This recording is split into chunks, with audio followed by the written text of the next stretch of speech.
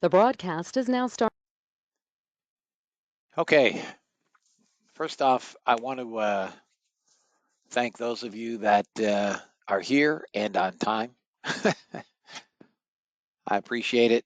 Inevitably, there will be some questions that will come up that I've already answered, be that as it may. For those of you guys that are kind of this class today is going to be relatively quick. I'm going to go over settings and talk about the indicator.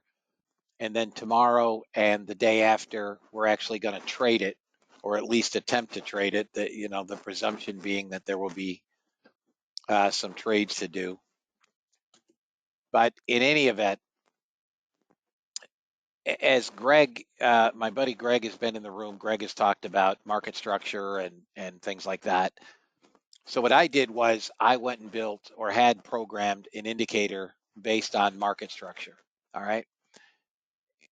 The indicator is going to show you support and resistance, as well as what is referred to as the dealing range. Okay. So the indicator, I'm just going to open up this.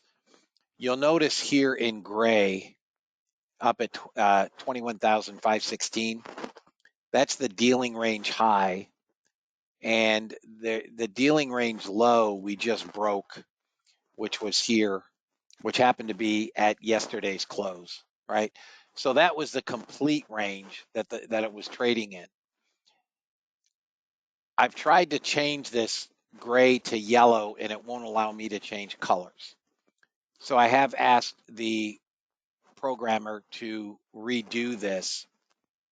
There's a couple of things that he's going to add, or two things. One is, for some reason, changing of the color doesn't work. I'd like this in yellow, personally. You guys can use whatever color you'd like, but that's giving me the total range. Okay. In white, you have overhead resistance and support. Now, for those of you guys, that are quick, have already figured it out that the overhead resistance is all it is it's plotting the swing highs, right? So regardless of the time frame, this white line on top is just giving you resistance at a swing high. So there's a resistance there. Here's a resistance here. Now we come all the way down and we've got resistance all the way down here, right? And then, of course, the same thing for support. So we just broke support, but as soon as we get a pivot, right, we're still selling. As soon as we get a pivot on the downside, we're going to get this white line will then go to the pivot, and that will show, that'll stay resistance unless we go through it. And then you're going to get a pivot, right? So if this gives me another candle, another green candle, that would be your swing low or your pivot. And this white line is going to go down here, and that's going to be your support at 61.75, and then resistance up here at 79.50. Now this is on a Ninja Renko, but it wouldn't matter what time frame it's on. And I'll show it to you on another time frame.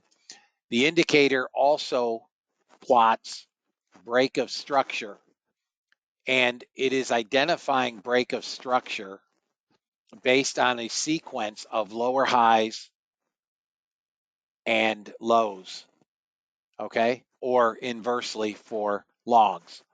So break of structure just means you've broken support or resistance, and it will plot automatically. It will plot break of structure, okay? Change of character, you will see as you continue.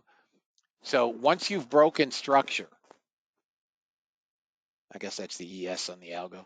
Once you've broken structure, right, you get then a change of character, meaning if the character was long or the overall direction was long and you break structure short, well, then the character has changed. And that's all it's telling you, continued. Then when you get a pullback and a move, in this case, below the previous pivot, you start to see this change of character again. Now, if we break below 457 quarter, this will start to print again change of character. Okay. And then, inversely, it will be on the top. You will notice also that we have Fibonacci levels, which are dynamic. Now, I have to tell you,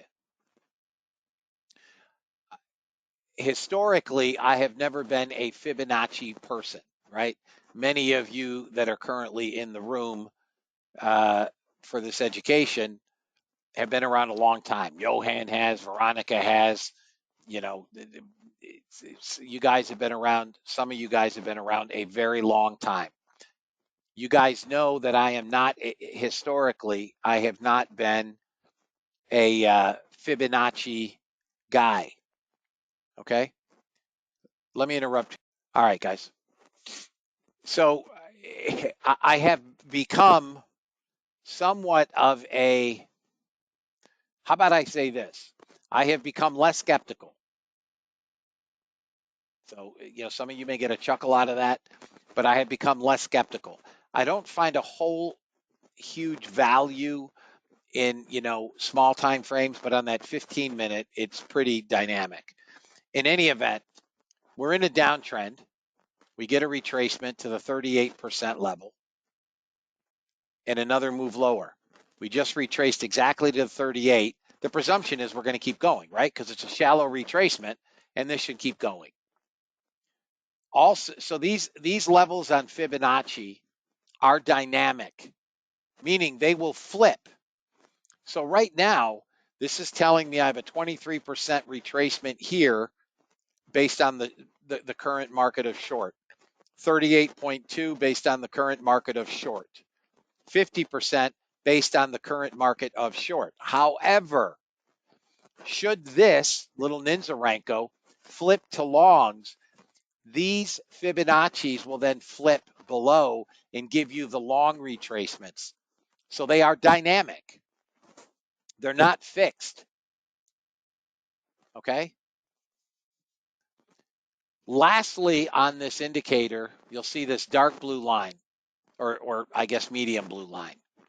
That is your trailing resistance. That is your trailing resistance.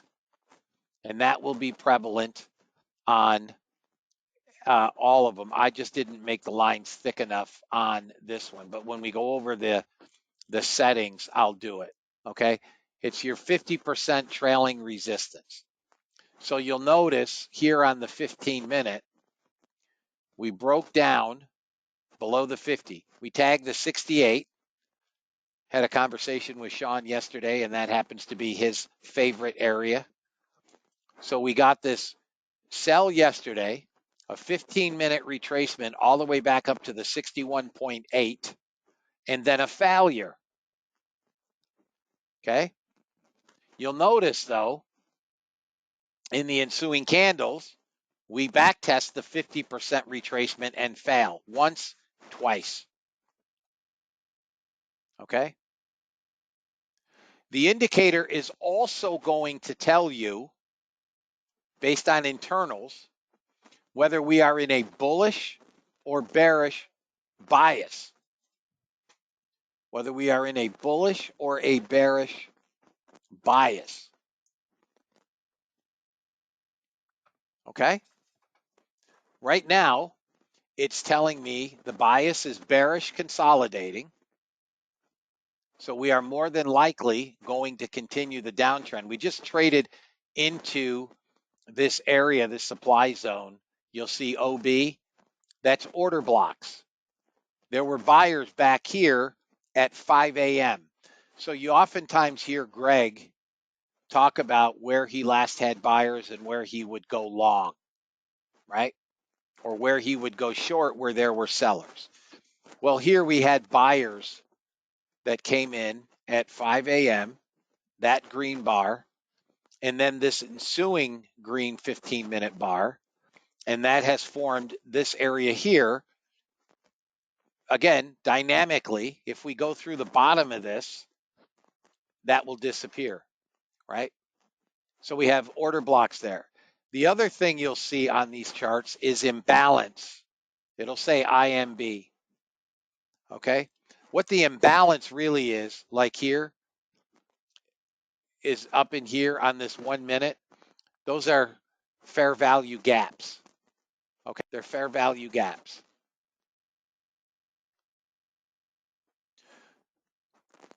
Is everybody clear? And the indicator is going to tell you what the current fib level is, etc. Okay? Are there any questions at this point?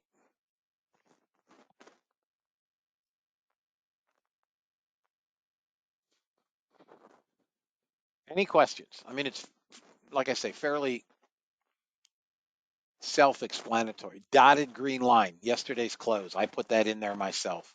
Sharon, I haven't even gotten that far. Dotted green line, yesterday's close. Blue line, yesterday's high, wherever the hell it is, up here. Red line, yesterday's low. I do that myself.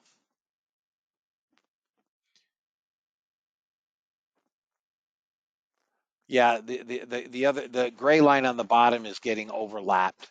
It hasn't put in a dealing range yet, simply because we're still selling. So until there's a consolidation move back up, you won't have a range. Right now we're just in a downtrend. 3,400 net sellers, etc.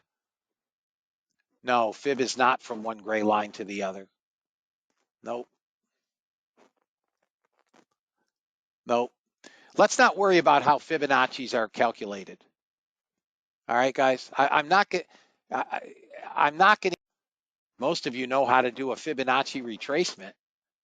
So these Fibonacci levels are simply predicated from pivot to pivot, regardless of the time frame. Okay, but the dealing range is completely coded with a very, the programmer that did this for me, not Joel. I'm sure you guys are aware this is not Joel. I don't work with Joel any longer. As I've said, I'm unopposed to working with Joel, but this was not done by Joel. But until we get a bottom and a bounce back up, we're not going to get a range, a complete dealing range. Right now, the top of it happens to line up with resistance at 470. We're not going to get a pullback yet. But when we do, then we'll get a gray line on the bottom. So again, the white lines are denoting support and resistance. You can see this white line on the bottom is starting to plunge lower. This is usually indicative of what could be a move lower. We're just getting a retracement on this small time frame, okay? But if you look at the 1 minute, we're trading right back up into this fair value gap or imbalance and order blocks, sellers, all kinds of sellers. The 15 minute, right? So now what we have here is it's kind of a multi-time frame analysis. I'm looking at, I go from 15-minute to 1 minute, but I am looking at a 5 minute on another chart or on another screen. But we're holding support. We haven't broken down through this yet. We're going to. It's inevitable. All right. The next part of this, guys, and again, this is going to be a fairly quick session today. The next part of this is going to be settings. It is out of the box, honestly. So I'm going to redo this. So I'm going to go to the indicators. And there are only a couple of boxes. Underneath imbalance mode, this is going to come like this, unchecked. I don't know why. You want your imbalances checked. So check that box. There's nothing to check top to bottom. There's two boxes that you're going to check. Enable imbalance module, and then you're going to check enable order block module. Those are the only two boxes that you have to check. Everything else is checked. Okay? I don't know why he did it, programmed it that way. I don't really care. Obviously, you want to see imbalances, and you want to see order blocks, but maybe some people don't. I don't know.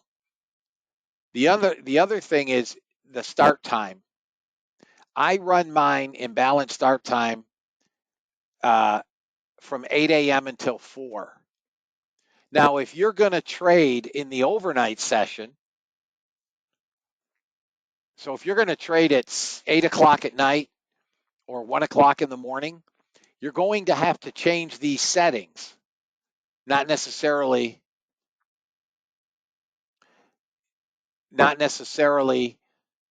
the close, but at least the start time. Otherwise, you're not going to get the imbalances and you're not going to get the order blocks. So just bear in mind, if you're trading Europe,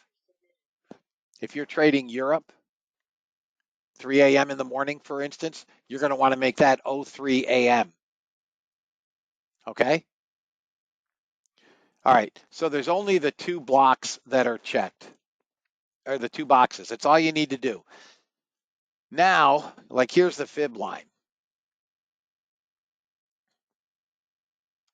I'm going to make that a 5.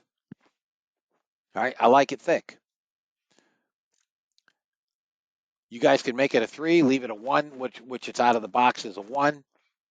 The only other thing that I have changed are the microstructure low and the microstructure high. That's the white lines. And I've made them a 3. Okay? You can make them any color you want. Just know what they are. Support and resistance. The dealing range, for whatever reason, will not change colors. I've tried. I'll try it again. I'd like it to be yellow, but it does not work.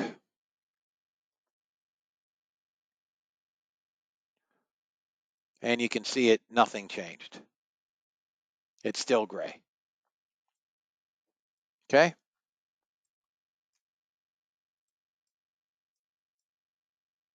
And that's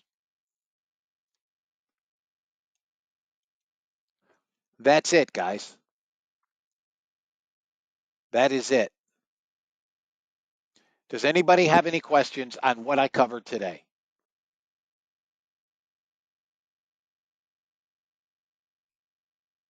Any questions?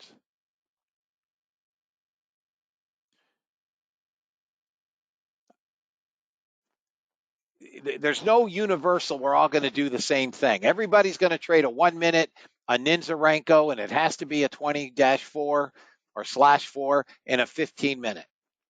If you guys want to trade a 5 minute, trade a 5 minute. Okay? So I'm going to conclude this lesson here. All I wanted to do is go over the indicator and the settings. Tomorrow, we're going to talk about how to trade them. Tomorrow's lesson will be a little bit longer, as will Thursday's.